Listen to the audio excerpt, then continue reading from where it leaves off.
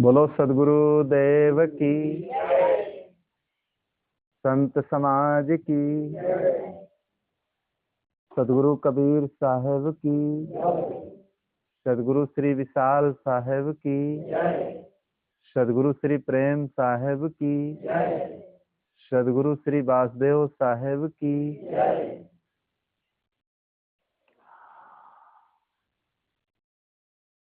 तो प्रयागराज का इस समय महाकुंभ चल रहा है। विश्व के कोने कोने से और भारत के भी कोने कोने से अनेक संप्रदाय के संत महात्मा सब पधार रहे हैं और अपना अपना क्षेत्र सब लगा रहे हैं और न मालूम कितने सेठ साहूकार लाखों करोड़ों का दान धर्म सब हो रहा है। तो वो महाकुंभ है और आज 8-10 दिन से आपके गांव में जो ये सत्संग चल रहा है, एक समझ लो एक छोटा कुंभ है। कोई चीज एक बृहद रूप में की जाए और कोई एक छोटे रूप में की जाए। तो वहां वो प्रयागराज में कुंभ चल रहा है, गंगा और यमुना के तट पर और एक गोमती के तट पर। देखिए, सत्संग जहां होता हो वो कुंभ ही है। जहां पर ज्ञान की चर्चाएं होती हो, देखिए वो कुंभ ही कहा जाता है। और जो लोग ज्ञान को वहां श्रवण करते हो, अच्छी बातों को जीवन में अपनाते हो, उसी को कुंभ कहते हैं। तो जग में सत्संग बिना मानो सम्मति गति पाना किया जाएंगे। सत्संग की महत्ता देखिए इस शब्द में बताई गई है कि सत्संग का महत्व क्या है। सत्संग हम क्यों करते हैं, सत्संग में हम क्यों जाते हैं, सत्संग में से हमें क्या लाभ है। सत्संग देखिए एक ऐसी चीज है जो व्यक्ति को महान बनाता है। कुसंग में अगर व्यक्ति जाएगा तो उसकी बुद्धि बेकार हो जाती है। कैकेयी ने देखिए जब कुसंग मंथरा का लग गया तो कैकेयी की बुद्धि बेकार हो गई। और जब कैकेयी की बुद्धि बेकार हो गई तो देखिए कैकेयी के अंदर कितनी कलुषित भावनाएं आ गई और वो जा करके कोप भवन में लेट गई। राजाओं के यहाँ एक ऐसा स्थान बनाते थे और जिसका नाम कोप भवन रखते थे। कोई अगर नाराज होता था तो उसी रूम में चला जाता था। लोग समझ जाते थे कि कोई कारण है इसमें। तो राजा दशरथ को जब ये सूचना मिली कि कैकेयी कोप भवन में है तो वो समझ गए कोई इसमें रहस्य। तो कोप भवन सुनी सकुचेरा और भय बसी आगे परत न पाऊं और सुरपति बसई बाहुबल जाके और नरपति रहे सकल रूखता के और सो सुनती ऋषि गए व सुखाई और देखो कामो प्रताप बढ़ाई। राजा दशरथ सूख गए, बिल्कुल मुरझा गए। और जब कोप भवन में गए तो देखे कैकेयी से क्या कहने लगे, प्रिया चरित्रम देवो न जानत। तो कैकेयी से क्या कहने लगे कि कहो के ही रंग कही करवो नरेशु कहो के ही न पे निकारो देसु। राजा दशरथ कहने लगे कहो किसको राज से हम निकाल दें, कहो किसको हम राजा से रंक बना दें, तुम्हारे लिए हम सब कुछ करने के लिए तैयार, जो तुम्हारी इच्छा हो।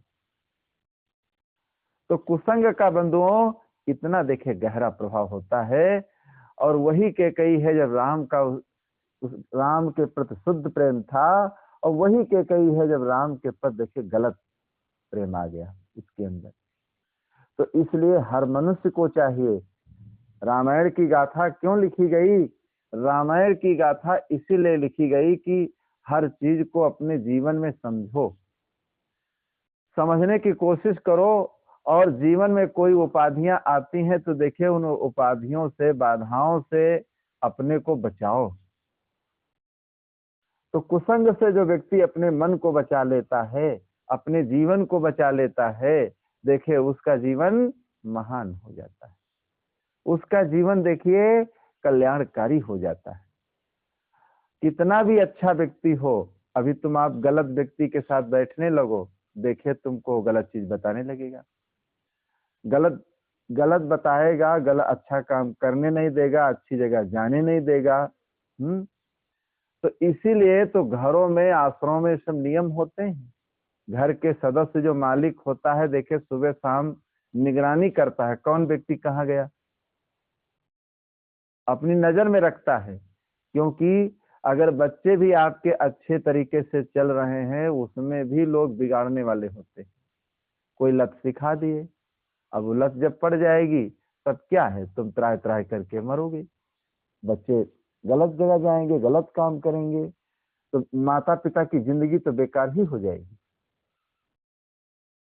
तो इसलिए सत्संग का प्रभाव बंधुओं इतनी जल्दी नहीं पड़ता है जितनी जल्दी कुसंग का प्रभाव पड़ता है। अब इतने दिन से देखिए, एक सप्ताह से सत्संग चल रहा है और एक सप्ताह भी और चलेगा।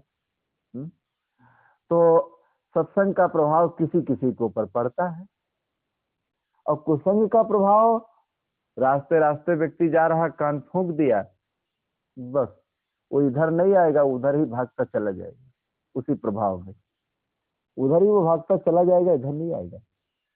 क्योंकि कुसंग में इतनी ताकत होती है कि मनुष्य का मन भटक जाता है और मनुष्य की बुद्धि जो है वो विपरीत हो जाती है। छप्पर छाने में, मकान बनाने में, साधना करने में पूरा जीवन चला जाता है, लेकिन साधना को खंडित करने में 1 मिनट नहीं लगता। 1 मिनट में कोई ऐसा गलत काम आप कर दो, सब साधना खत्म हो गई। जीवन भर भक्ति व्यक्ति करता रहे और अंत समय, हमारे जहाँ आश्रम है मीननगर में, वहां एक व्यक्ति था, भक्ति करता था, लेकिन लास्ट समय देखिए मरने के समय मछली खा लिया। अपने बच्चे से कहा कि भाई मछली लाओ, हमें खिलाओ, तब जान निकलेगा। कहा अरे तुम भक्त प्राणी हो, मरने के समय क्या गलत काम करने जा रहे हो, लेकिन नहीं माना, खा लिया, मर गया। तो देखिए आदमी की जहां भावना होती है वहीं उसको ले जाकर के पटक देती है। हर व्यक्ति के जीवन से पता लगता है कितना इसके अंदर त्याग है, कितनी इसकी अच्छी भावना है, कितने इसके विचार अच्छे हैं, उसके मिलने से, उसके पास रहने से पता लगता है। हमारे आश्रम में सत्संग हाल बन रहा था और बड़ी बल्लियों की जरूरत थी, बड़ी बल्लियां नहीं मिल रही थी कि 12-13 फुट पर स्लेब लगी है। वो किसी ने बताया गांव में एक व्यक्ति है, बीच गांव में, उसके पास है। तो मैंने संदेश भेजा, तो देखिए वो जो व्यक्ति था उन बल्लियों को देखिए लदा करके और कितनी मेहनत से ले करके बेचारा आया आश्रम में। जब ले करके आया, हमसे मिला, तो देखिए बहुत प्रभावित हो गया। तब देखिए क्या कहने लगा कि हम सुनते थे, लोग हमें बताते रहते थे, इधर उधर के लोग, कि जो यहाँ महात्मा जी रहते हैं बहुत खराब, इसलिए हम आज तक नहीं आए। हम समझते थे जब खराब है तो वहां क्या करने जाए, लेकिन आपसे मिलने के बाद आज हमें पता चला कि आप कितने अच्छे हैं और कितने खराब। कोई व्यक्ति किसी को खराब कह दे तो दूर से ही नहीं मान लेना चाहिए, दूर से ही मान लो फिर हट जाओ वहां से, हकीकत जानना चाहिए कितना इसके अंदर खराबियां हैं, क्या हैं, उस हकीकत को समझ लेना चाहिए। और हकीकत को आपने नहीं समझा, खराब समझ करके छोड़ दिया, फिर जब अंत में हकीकत को समझोगे तो पछताना पड़ेगा। तो संसार में ईर्षा द्वेष करने वाले, कोई चीज का देखे जब विकास होता है तो उसके विरोधी लोग भी तैयार हो जाते हैं। महापुरुषों के जीवन में न मालूम कितने संघर्ष आए, कबीर साहब के जीवन में, दयानंद के जीवन में, विवेकानंद के जीवन में, संत ईसा के जीवन में बड़े बड़े संघर्ष सब आए, संघर्ष को झेलते गए वो लोग।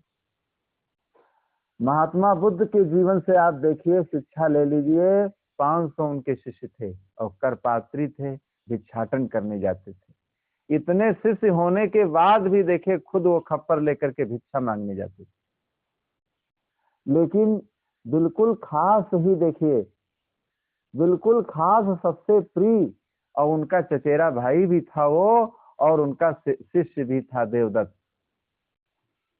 आनंद नाम का सबसे प्रिय शिष्य था, लेकिन देवदत्त देखिए जो शिष्य था इतना विरोधी बन गया ईर्षा जलन के कारण। 500 शिष्यों को बहका करके उनसे दूर कर दिया, फूट डाल करके। सबको बकाता गया, सब हटते चले गए। 500 शिष्य उसकी तरफ हो गए, गुरुजी को छोड़ दिया। गुरुजी रह गए अकेले, सबको बकाते बकाते बका ले गया। जब सब उसकी तरफ हो गए, धीरे धीरे जब उनके अंदर सोच आई, अच्छी समझ आई, जब विचारा, तो देखिए एक एक करके भागते भागते सब गुरुजी की शरण में आ गए कि बहुत गलती हमें हुई, ये तो देवदत्त के बकाने से हम लोगों ने इतना गलत काम किया। तो हर समय में विरोधी लोग हुए हैं, समझ लेना जिस चीज का विरोध नहीं होगा, समझ लो उस चीज का विकास नहीं हो रहा। और जो चीज बढ़ेगी तो उसके विरोधी ऑटोमेटिक बनते हैं, विरोधी बनेंगे, बकाने वाले, बिगाड़ने वाले, नीचे खींचने वाले, ये जरूर होते हैं। सदगुरु विशाल साहब के जीवन में देखे कितने संघर्ष आए, उनके नाम में गंदी पुस्तकें छपवाई गई, और उनकी छाया में रहने वाले खुद ही देखे वो लोग इतने विरोधी बन गए कि उनके चित्र तक देखना नहीं चाहते थे। हाँ, जहाँ रहते थे उन चित्रों को कहते थे ये चित्र जो है ढक दो, हमारी नजर तले न पड़े। लेकिन साहब सब संघर्ष को सहते रहे। देखे सहने वाला बड़ा होता है, जो व्यक्ति सहता है वही बड़ा कहा जाता है, और जो लड़ाई करता है, झगड़ा करता है, झंझट करता है, वो बड़ा नहीं कहा जाता है। तो इसलिए हर मनुष्य के जीवन में प्रतिकूलताएं, संकट, मुसीबतें सब आती, लेकिन उसको सहा जाता है, सह करके फिर आगे बढ़ा जाता है। अगर कांटे हैं तो कांटे देखकर उबना नहीं चाहिए, कांटों को हटाकर आगे का रास्ता बनाओ, फिर आगे चलो। तो जग में सत्संग बिना मानो, सम्मति गत पाना क्या जाने। सत्संग के बिना ना आपके अंदर सुमति आएगी, न समता आएगी, न ज्ञान ही पैदा होगा, न अच्छे विचार ही आपके अंदर आएंगे। आसुरी प्रकृति के जो प्राणी सत्संग में आना क्या जाने। जो राक्षसी प्रकृति के लोग हैं उनको सत्संग नहीं अच्छा लगता है, अच्छी बात उनको नहीं अच्छी लगती है, अच्छी बात वो नहीं सुनना चाहते हैं। और यहाँ तो इतनी ही दूर आपको आना पड़ता है, हजारों, 2-2, 3-3, 4-4 हजार किलोमीटर से देखे प्रयागराज में लोग आए हैं, और सब सत्संग कर रहे हैं। जगह जगह पर हजारों जगह कथाएं चल रही हैं, दान धर्म हो रहा है। यहाँ तो कितना आना है, घर से आओ, अभी घर को फिर पहुंच जाओगे। तो देखिए जब संत आए तो सत्संग जरूर करते रहना, भोजन चाहे न देना, लेकिन सत्संग जरूर करना।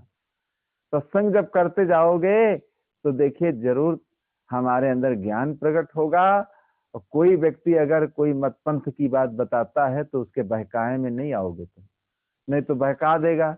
तो बहकाने से क्या है, व्यक्ति गुरु को भी छोड़ देता है, हीरा कंठी हटाकर फिर दूसरा हीरा कंठी पहन लेता है। भाई जो चीज असली है उस असली चीज को छोड़ करके नकली की तरफ जब जाओगे तो तुमको ठिकाना कहाँ मिलेगा। लेकिन बहकाने से लोग देखिए असली चीज को भी छोड़ देते हैं। यही लखनऊ जिले की बात है और ये बख्शी तालाब क्षेत्र की बात है। इस गांव को हम एक जाते थे, नाम नहीं लेंगे, तो लोगों ने बहका दिया उन भगत को, कहा कि अरे तुम्हारे कोई संतान नहीं है, ऐसा है वैसा है, धन नहीं है, अगर तुम गुरु बदल दो तो सब सब छू मंत्र से हो जाएगा, बीमारियां भी तुम्हारी सही हो जाएंगी सारी, ये हो जाएगा वो हो जाएगा। उनके बहकाए में आ करके फिर ऐसा किया, इधर की संतों से बंदगी करना छोड़ दिया, मिलना छोड़ दिया, सब कुछ छोड़ दिया। आदमी ना मालूम क्या क्या छोड़ देता है लोभ के कारण। सब कुछ छोड़ दिया लेकिन कुछ नहीं प्राप्त हुआ। अब फिर पछताता है कि अब फिर संत आए। अरे जब तुमने पंथ ही बदल दिया तब तुम्हारे यहाँ संत आने की क्या जरूरत।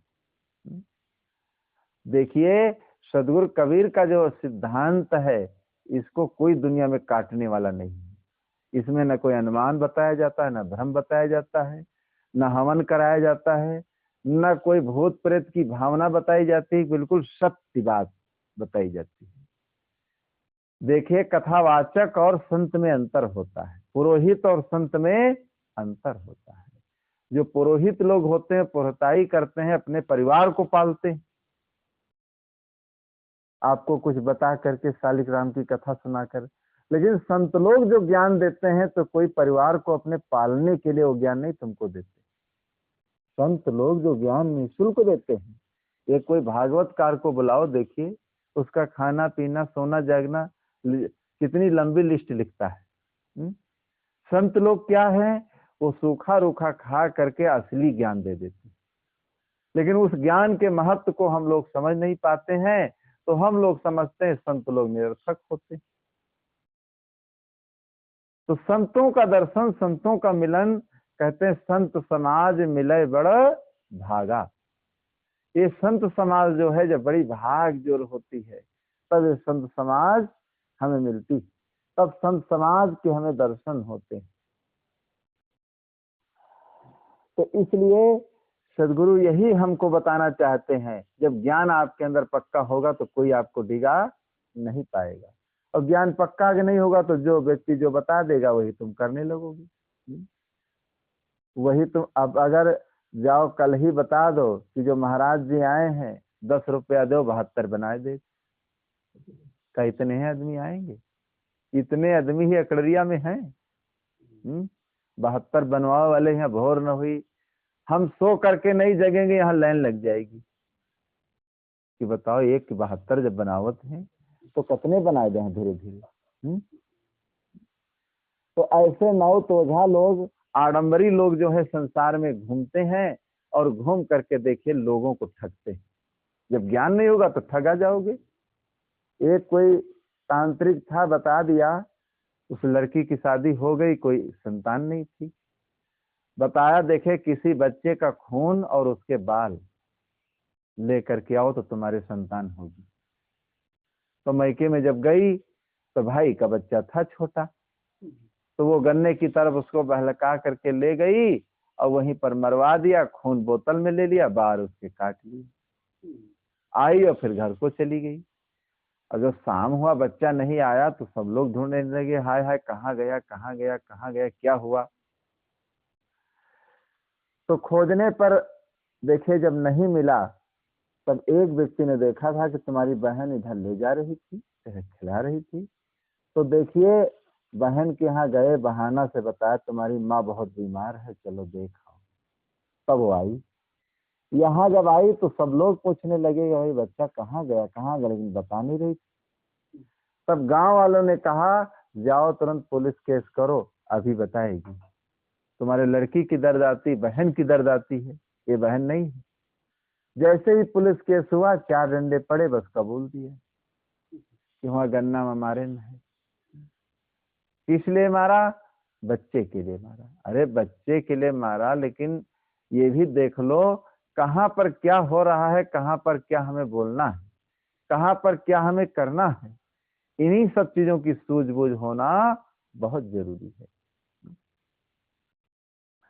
तो ऐसे अंधविश्वास में लोग भागते हैं।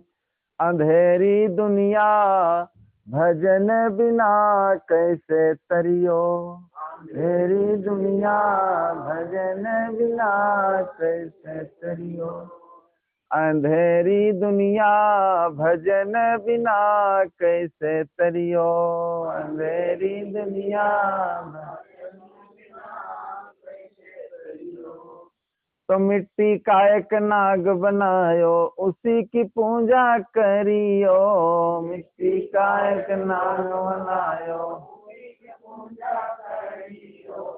मिट्टी का एक नाग बनायो उसी की पूजा करियो, मिट्टी का एक नाग बनायो। तो सच्चा नाग जब घर में निकले ले लाठी धमकइयो, नाग जब घर में निकले ले लाठी धमकइयो, अंधेरी दुनिया भजन बिना कैसे तरियो, अंधेरी दुनिया अंधेरी दुनिया भजन बिना कैसे तरियो।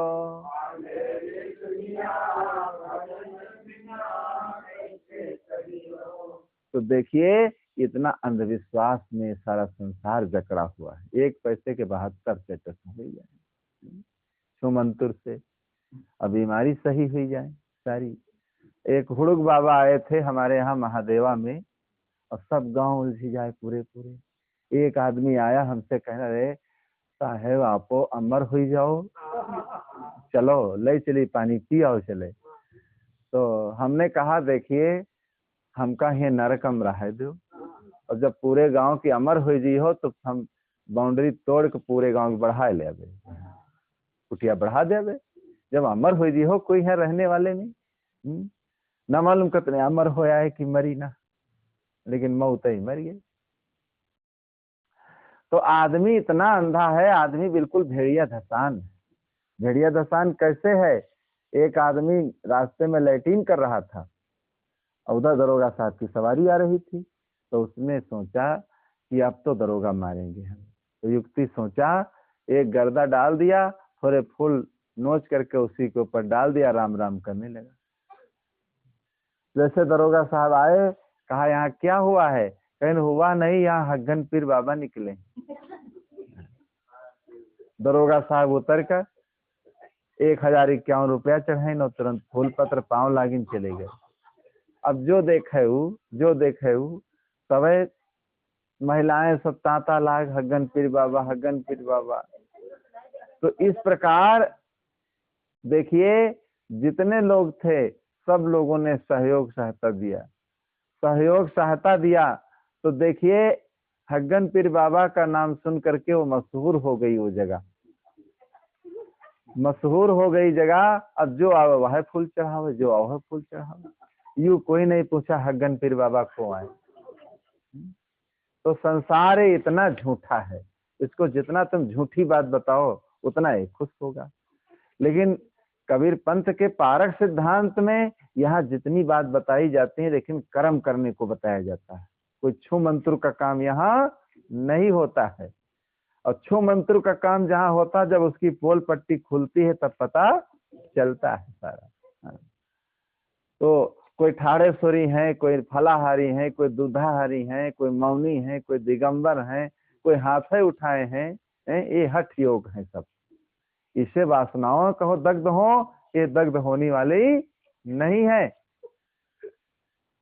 तो ये संसार इतना कूड़े कचरे में पड़ा हुआ है, इतना कूड़े कचरे में संसार पड़ा हुआ है। तो सदगुरु कबीर साहब के पंथ में आकर के देखिए, तब भी अगर व्यक्ति भटकता है तो दुनिया में और कोई स्थान उसको मिलने वाला नहीं है, कहीं भी नहीं है। उन्होंने सारे आडंबर को छुड़वा दिया, जितने आडंबर थे सब में देखिए मेहनत करके बिल्कुल भक्ति की जगह पर, भक्ति की भूमिका पर और मनुष्य को लाने की देखिए उन्होंने कोशिश किया कि लोग भक्ति भावना में आ जाएं, और जब भक्ति भावना में आ जाएंगे तो जरूर अच्छे काम करेंगे। तो इसलिए सदगुरु हमको समझाते हैं कि जग में सत्संग बिना मानो सम्मति गत पाना क्या जाए। आसुरी प्रकृति के जो प्राणी सत्संग में आना क्या जाए। देखिए जो राक्षसी प्रकृति के लोग होते हैं वो सत्संग में नहीं आते। अगर भूल कर चले भी आए, भूल कर अगर चले भी आए तो पछताते हैं। कभी ये नहीं सोचना चाहिए अगर पूरे गांव में केवल एक ही भक्त रह जाए तब भी काफी है। ये नहीं सोचना चाहिए गांव वाले नहीं मानते, वो नहीं मानते, हमारे भाई भक्ति नहीं करते। अरे भाई नहीं खाए तुम क्यों खा लिया? भाई रजाई नहीं ओढ़ रहे हैं तुम ओढ़ रहे हो, और भाई तुम्हारे कलकत्ता में है तुम यहाँ नरक में पड़े हो। जो भाई करते हो करो।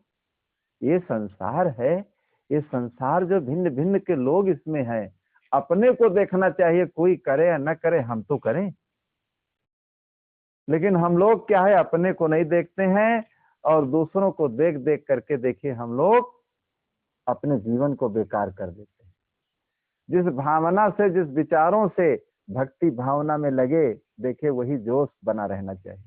हम लोग देखिए घर गृहस्थी छोड़कर साधना क्षेत्र में जब से आए, आज भी वही जोश, आज भी वही जोश है। कोई आपत्ति आए, कोई संकट आए, चाहे हाथ टूटे चाहे गोड़ टूटे, लेकिन फिर भी हम लोग अपने साधना से वंचित नहीं होते हैं कि चिल्लाएं हाय। अरे कोई हाय, कोई शारीरिक संबंध वाला आ भी जाएगा तो क्या कष्ट दूर करेगा क्या? तो इसलिए हर मनुष्य को चाहिए कि भाई अपने जीवन को अच्छा बनाने के लिए सदा अच्छी संगत करते चलो, जीवन को अपने अच्छा बनाते चलो, तभी तो हमारा जीवन अच्छा होगा, शुद्ध होगा, और तभी हमारे जीवन में पवित्रता आएगी, अच्छे विचार हमारे अंदर आते जाएंगे। तो इसलिए सदगुरु क्या हमें ज्ञान देना चाहते हैं? सदगुरु हमें सत्य का ज्ञान देना चाहते हैं कि सत्य का ज्ञान समझो और इधर उधर भागने की कोई जरूरत नहीं, कोई भागने की जरूरत नहीं है। देखिए सब बच्चे नर नारी सब सीखे हुए हैं, सबकी भावनाएं देखिए पवित्र हैं, निर्मल हैं। तो ऐसी भावना जब हमारी बनी रहेगी, तब देखिए हम कहीं ठगे नहीं जाएंगे और हमारे अंदर कोई कलुषित भावना नहीं रह जाएगी। नहीं तो पग पग पर खतरे हैं, उन्हीं खतरों में हम रह जाएंगे, क्या आगे होने वाला है। तो इसलिए देखिए आप लोग एक कुंभ में स्नान कर रहे हैं, क्योंकि सत्संग सुन रहे हैं ना, रोज सत्संग वहां भी होता है। एक समझ लो ये गोमती तट अकरड़िया में भी एक कुंभ चल रहा है। अब जो अभागे हैं वो अपना वंचित रहते हैं इससे, और जो भागशाली हैं देखिए ठंडी होने के कारण भी देखिए हर काम में मेहनत करना पड़ता है, बिना मेहनत के कोई काम नहीं होता है।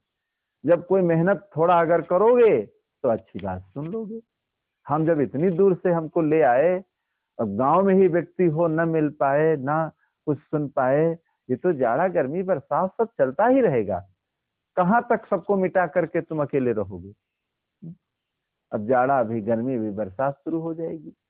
तो इसलिए हम लोगों की बुद्धिमानी यही है कि इसी में अपने काम को बनाना है, हम लोगों को इसी में अपने काम को बना लेना है, नहीं तो जीवन की गाड़ी देखिए जा रही, जीवन खत्म हुआ तो जीने का ढंग आया, जीवन खत्म हुआ तो जीने का ढंग आया। जब बुझ गई समा तो महफिल में रंग आया, जब बुझ गई समा तो महफिल में रंग आया, जब बुझ गई समा तो, जब बुझ गई समा तो महफिल में रंग आया, मैं बुझ गई समा तो महफिल में रंग आया। मन की मशीनरी ने जब काम करना सीखा, मन की मशीनरी ने जब काम करना सीखा, तब बूढ़े तन के हर एक पुर्जे में जंग आया, तब बूढ़े तन के हर एक पुर्जे में जंग आया। जीवन खत्म हुआ तो जीने का ढंग आया, जीवन खत्म हुआ तो जीने का ढंग आया। गाड़ी निकल गई जब, गाड़ी निकल गई जब घर से चला मुसाफिर, गाड़ी निकल गई जब घर से चला मुसाफिर, गाड़ी निकल गई जब घर से चला मुसाफिर, गाड़ी निकल गई जब घर से चला मुसाफिर। भाइयों से हाथ मलते वापस भी रंग आया, भाइयों से हाथ मलते जीवन खत्म हुआ तो जीने का ढंग आया, जीवन खत्म हुआ तो जीने का ढंग आया, जीवन खत्म हुआ तो जीने का ढंग आया, जीवन खत्म हुआ तो जीने का ढंग आया। फुर्सत के वक्त फिरना सुमिरन का वक्त निकला, फुर्सत के वक्त फिरना सुमिरन का वक्त निकला, जब वक्त वक्त मांगा तब वक्त तंग आया, जब वक्त वक्त मांगा जीवन खत्म हुआ तो जीने का ढंग आया, जीवन खत्म हुआ तो जीने का ढंग आया।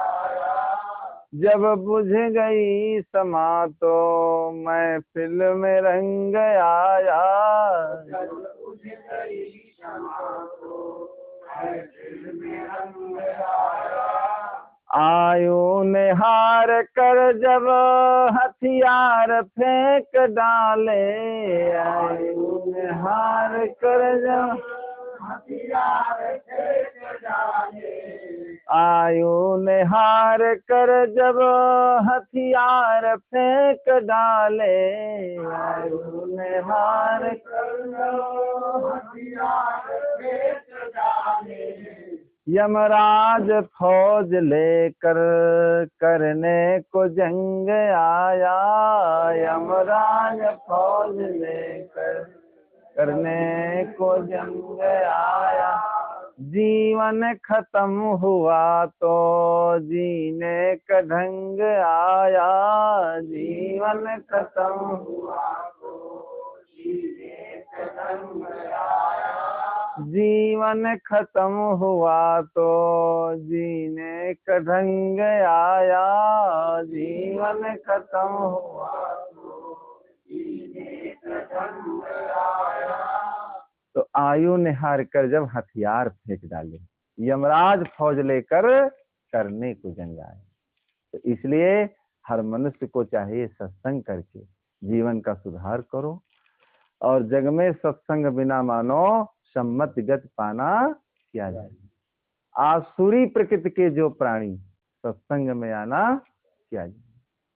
जो राक्षसी प्रकृति के लोग हैं, देखिए उनको सत्संग नहीं अच्छा लगता है, प्रपंच करेंगे अपना सो जाएंगे। तो जो सद्बुद्धिवान हैं, इन सब चीजों में उनकी रुचियां बढ़ती, उनकी सब रुचियां बढ़ती हैं।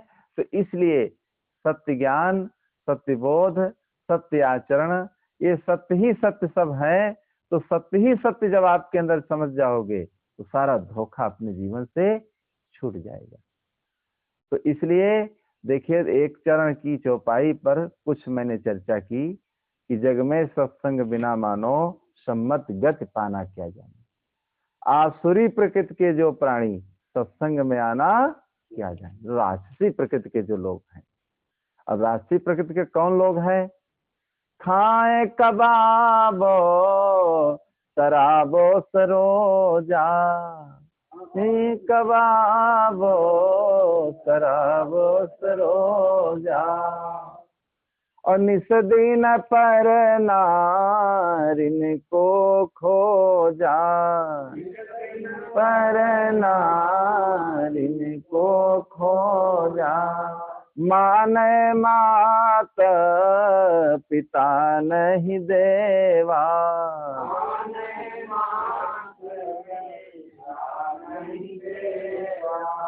साधुन से करवा मई सेवा,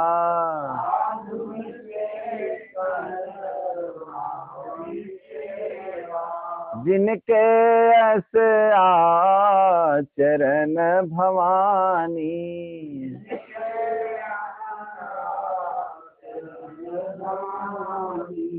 सो जानवो निश्चर सम प्राणी।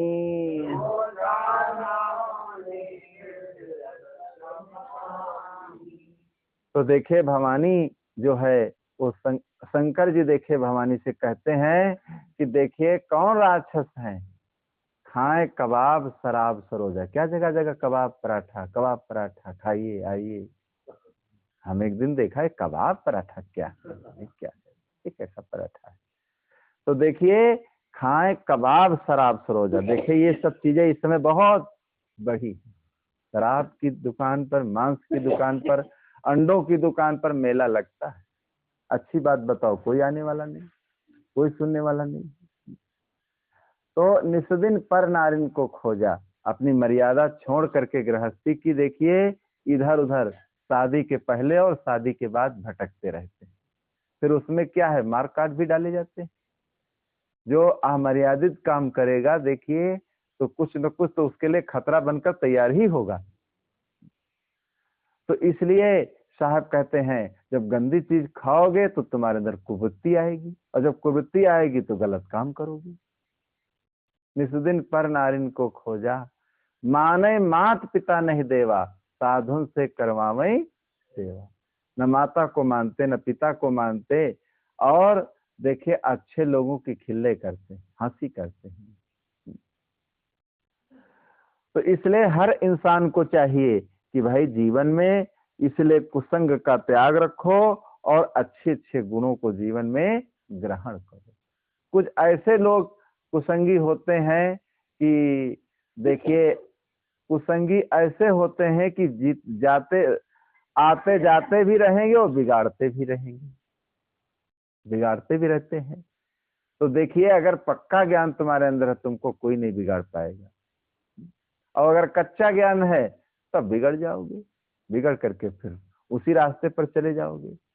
तो इसलिए हर इंसान का कर्तव्य होता है भाई अच्छे कर्म करके जीवन को अच्छा बनाओ। देखिए इस शब्द की पहली चौपाई पर मैंने कुछ चर्चा की, अब पूरे शब्द की एक एक चौपाई पर एक एक दिन हम चर्चा करेंगे। और आप लोग ऐसे ही ध्यान पूर्वक भैया लक्ष्य बना करके आते रहिए। एक सप्ताह और आना पड़ेगा, बस खत्म हो जाएगी कहानी। तो आने से देखिए जो ज्ञान मिलता है, जो लाभ मिलता है घर बैठे, ये लाभ जाओ दूसरी जगह जाओ चल करके जाओ तब भी लाभ मिलने वाला नहीं है। कुंभ अगर जाओ तो यहाँ से धक्का मुक्का सहो, किराया दो, भाड़ा दो, इतनी भीड़ में फिर सामान की रक्षा करो, तब कहीं एक दो बातें सुन पाओगे। तो इसलिए हर इंसान का कर्तव्य होता है कि देखिए सत्संग में जरूर जाओ, सत्संग की बातें जरूर सुनो, जिससे तुम्हारी मानसिकता अच्छी बनी रहे, विचार अच्छे बने रहें और जीवन का कल्याण। बोलो सद्गुरु देव की जय। वंदनीय गुरुदेव तुमको, ये गुरुदेव काल जाल के फंदा भारी, काल के फंदा भारी, पर खल खाए वो भेव तुमको, पर खल खाए वो भेव तुमको। वंदनीय गुरुदेव तुमको, वंदनीय गुरुदेव।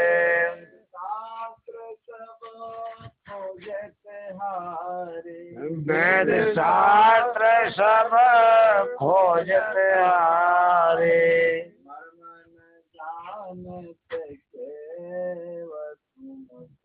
मन जानत केवल तुमको। वंदनीय गुरुदेव तुमको, वंदनीय गुरुदेव। गुरु समान और को दाता, गुरु संभाल और को दाता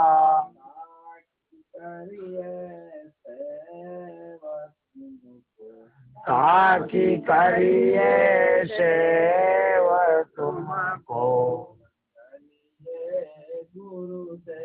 वंदनीय गुरुदेव तुमको वंदनीय गुरुदेव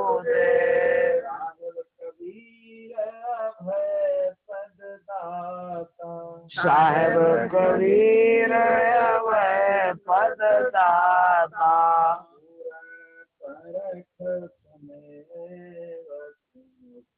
पूर्ण परख समेव तुमको वंदनीय गुरुदेव तुमको वंदनीय गुरुदेव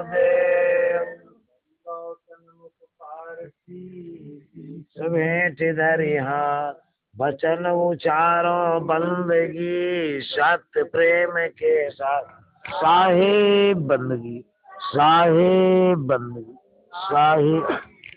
बोलो सतगुरुदेव की संत समाज की भक्त समाज की आज के आनंद की